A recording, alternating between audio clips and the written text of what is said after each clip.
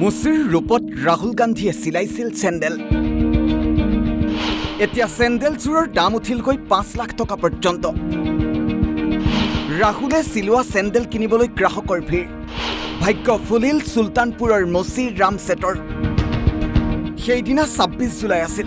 এটা গোচৰৰ বাবে চুলতানপুৰৰ আদালতত হাজিৰ হ'বলৈ গৈছিল ৰাহুল গান্ধী। আৰু সেই ৰাস্তাতে আছিল মুচিৰ ৰামছেটৰ দোকান।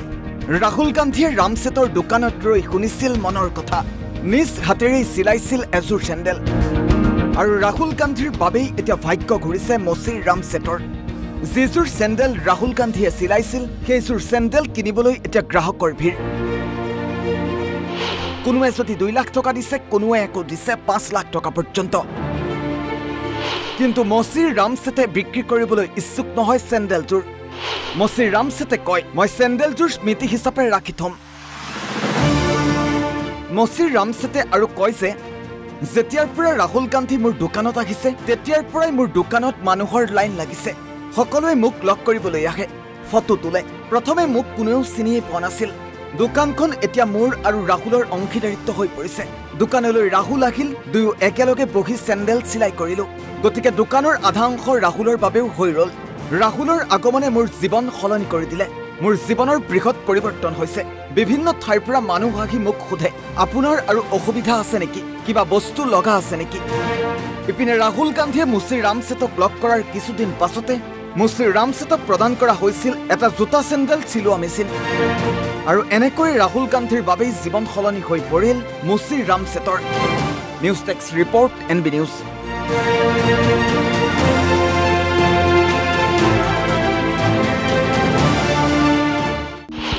মুচিৰ ৰূপত ৰাহুল গান্ধীয়ে চিলাইছিল চেণ্ডেল। এতিয়া চেণ্ডেলযোৰৰ দাম উঠিলগৈ ৫ লাখ টকা পৰ্যন্ত। ৰাহুলে চিলোৱা চেণ্ডেল কিনিবলৈ গ্ৰাহকৰ ভিৰ। ভাগ্য ফুলিল চুলতানপুৰৰ মুচি ৰামছেটৰ। সেইদিনা ২৬ জুলাই আছিল। এটা গোচৰৰ বাবে চুলতানপুৰৰ আদালতত হাজিৰ হ'বলৈ গৈছিল ৰাহুল গান্ধী। আৰু সেই ৰাস্তাতে আছিল মুচিৰ ৰামছেটৰ দোকান। ৰাহুল গান্ধীয়ে ৰামছেটৰ দোকানত ৰৈ শুনিছিল মনৰ কথা। নিজ হাতেৰেই চিলাইছিল এযোৰ চেণ্ডেল।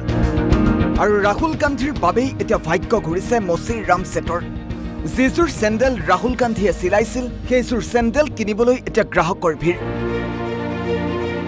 কোনোৱে যদি ২ লাখ টকা দিছে, কোনোৱে একো দিছে ৫ লাখ টকা পৰ্যন্ত। কিন্তু মুচিৰ ৰামছেটে বিক্ৰী কৰিবলৈ ইচ্ছুক নহয় চেণ্ডেলযোৰ। মুচিৰ ৰামছেটে কয়, মই চেণ্ডেলযোৰ স্মৃতি হিচাপে ৰাখি থম। মুচিৰ ৰামছেটে আৰু কয় যে যেতিয়াৰ পৰা ৰাহুল গান্ধী মোৰ দোকানত আহিছে তেতিয়াৰ পৰাই মোৰ দোকানত মানুহৰ লাইন লাগিছে। সকলোৱে মোক লগ কৰিবলৈ আহে, ফটো তোলে। প্ৰথমে মোক কোনেও চিনিয়ে পোৱা নাছিল। দোকানখন এতিয়া মোৰ আৰু ৰাহুলৰ অংশীদাৰিত্ব হৈ পৰিছে।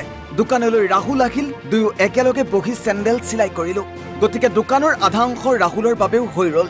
ৰাহুলৰ আগমনে মোৰ জীৱন সলনি কৰি দিলে। মোৰ জীৱনৰ বৃহৎ পৰিৱৰ্তন হৈছে। বিভিন্ন ঠাইৰ পৰা মানুহ আহি মোক সোধে, আপোনাৰ আৰু অসুবিধা আছে নেকি, কিবা বস্তু লগা আছে নেকি। ইপিনে ৰাহুল গান্ধীয়ে মুচিৰ ৰামছেটক লগ কৰাৰ কিছুদিন পাছতে মুচিৰ ৰামছেটক প্ৰদান কৰা হৈছিল এটা জোতা চেণ্ডেল চিলোৱা মেচিন। আৰু এনেকৈ ৰাহুল গান্ধীৰ বাবেই জীৱন সলনি হৈ পৰিল মুচিৰ ৰামছেটৰ। News desk report NB news.